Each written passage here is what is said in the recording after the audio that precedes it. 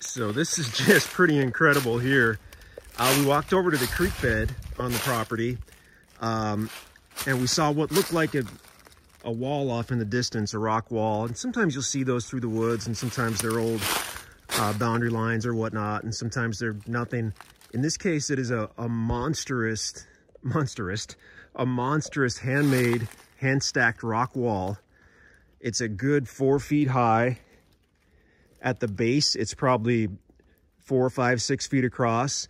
It angles up gently, and at the top, it's 2 or 3 feet across. It's amazing. This was likely built maybe just because the old log cabin we discovered is just a couple 100 feet that way. This was maybe built just so they could have animals in the yard and the animals would not get into the creek. There's not much, well, there's no water in the creek here. There's some pools above and below us. But if they wanted to keep their animals out of the creek, I guess this would have been the solution.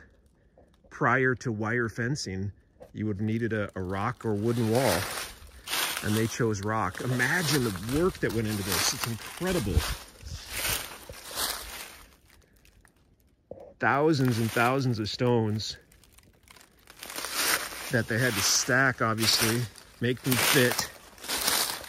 And here we are 100 years later, whatever it is, and just about every single rock is still in place. I mean, you can see the way they went up, the way they did the top. They've got some kind of angled in on each side. They're all in place. It's incredible.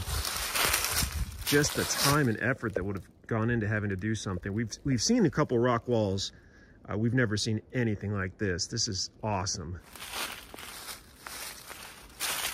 This was done by someone who